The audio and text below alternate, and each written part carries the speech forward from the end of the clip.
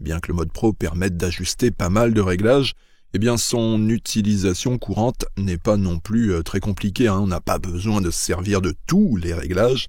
Et je vais vous expliquer très rapidement comment je procède pour faire une photo de paysage avec le mode Pro. Paysage, on est d'accord, on simule, on va faire ça avec mon magnifique décor ici, pour tout simplement plus de facilité pour moi à l'enregistrement. Donc déjà, photo de paysage, pour faire ça bien, je suis sur trépied, donc j'ai mis le retardateur sur 2 secondes, ça c'est nickel, comme ça c'est sûr que ça ne bougera pas quand j'appuierai sur le déclencheur. On va dire que mon cadrage là est OK. Et si je prends la peine d'utiliser un trépied, c'est que je cherche quand même à faire ça bien, à faire en sorte que tout soit précis. J'aimerais aussi avoir la meilleure qualité d'image possible.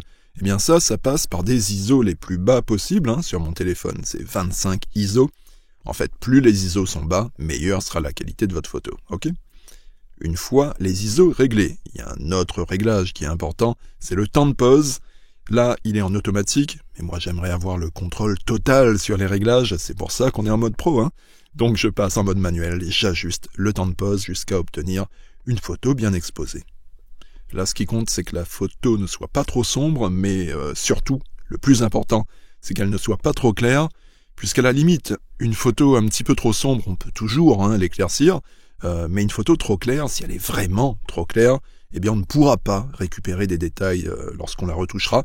Bref, on fait comment alors pour être sûr qu'une photo n'est pas trop claire ? Eh bien, on se sert de l'alerte de surexposition. Donc là, avec l'alerte de surexposition activée, en ajustant le temps de pause, si je vais trop loin, si ma photo est trop claire, eh bien, je suis prévenu de ça grâce aux traits noirs. Les traits noirs me disent « Attention, ta photo est surex », sous-expose un petit peu, assombris-la un petit peu, jusqu'à faire disparaître les bandes noires. Il ne faut pas trop sous-exposer, il faut juste que la grande majorité des bandes noires disparaissent. Là, par exemple, il y a un petit peu trop de bandes noires, et juste en diminuant d'un cran le temps de pause, là, c'est nickel. Il reste un tout petit peu de bandes noires, mais on a de la marge, vous verrez, la photo n'est pas cramée pour autant. En fait, il faut être pile à la limite. Donc, à ce stade, on a réglé les ISO, le temps de pause. La balance des blancs, je ne m'en préoccupe pas. Là, c'est en automatique et les couleurs à l'écran, je les trouve bien comme ça. Donc, il ne reste plus qu'à faire la mise au point. Super facile, on clique une fois là où on veut que ça soit bien net. Et une astuce en passant, si vous voulez être totalement sûr que la mise au point ne change pas, puisque ça peut arriver ça, vous pouvez toucher l'écran, un élément bouge sur la photo, ça peut influencer ça aussi, la mise au point automatique. Donc pour s'assurer une mise au point qui ne bouge plus, il faut en fait tout simplement appuyer sur l'écran et maintenir le doigt appuyé un petit instant, et là ça verrouille la mise au point. Là c'est sûr au moins que la mise au point ne bougera plus. Donc là les ISO c'est ok, le temps de pause aussi, la mise au point est verrouillée, eh bien on va peut-être penser à déclencher, le retardateur est activé sur 2 secondes, c'est nickel, on déclenche. La prévisualisation de la photo qu'on vient de prendre est là. Mais on va aller voir cette photo un peu plus en détail directement dans la bibliothèque de Lightroom et vérifier son exposition, voir en fait si l'alerte de surexposition qu'on a suivie avant, celle avec les bandes noires, voir si on peut lui faire confiance, tout simplement.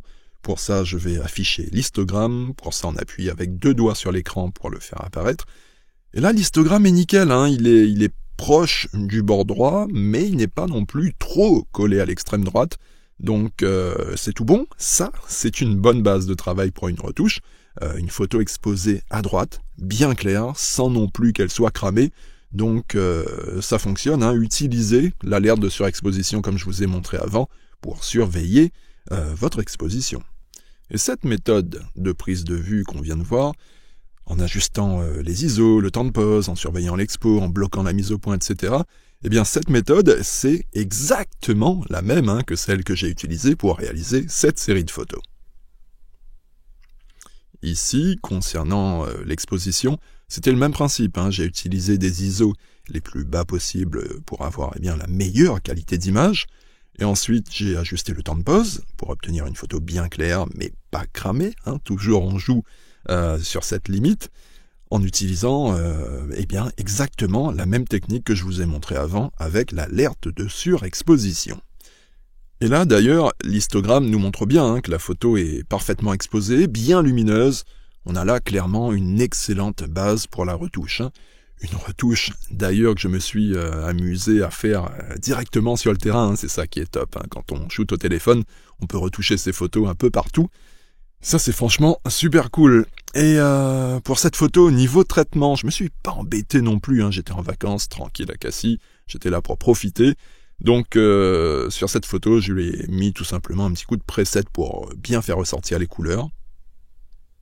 Et pour lui donner un peu plus de relief à cette photo, eh bien j'ai placé un filtre linéaire sur le bas.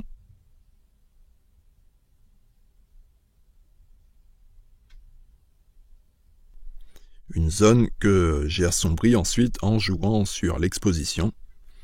Le bas plus sombre, en fait, ça donne une base, une impression de solidité sur le bas de la photo. Et enfin, en finition, un tout petit peu de vignetage, quelque chose de vraiment léger. Un avant-après. Nickel, pas besoin de plus que ça.